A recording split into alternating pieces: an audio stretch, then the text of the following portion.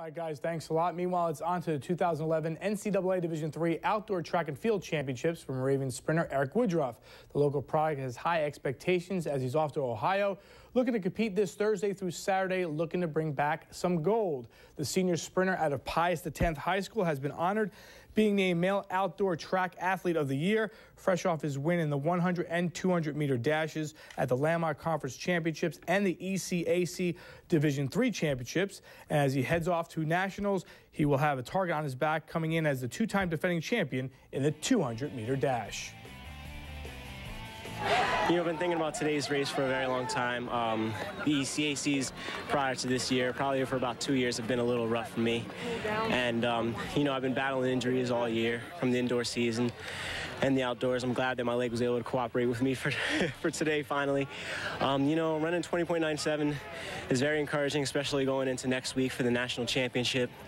I've run 20 point before, but not yet this year. Like I said, I'm battling injuries. So before the race, I was just thinking positively, you know, remembering my training, remembering my form, remember everything that my coach was telling me, remembering, you know, all the athletes that I trained with and how much they've helped me out so much this season.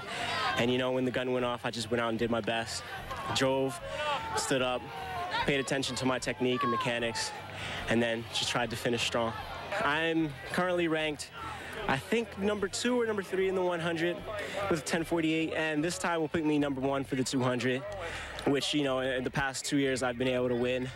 So I'm excited going into it. I'm happy with where I am position-wise, because, you know, in the trials it's basically random anyway. So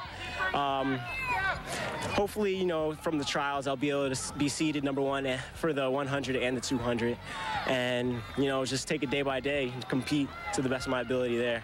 It's definitely an exciting feeling. I'm very humbled. To be serious, though, you know, everybody's going to be looking at me, being that I won the past 2 years, and it's kind of going to be a target painted on my back.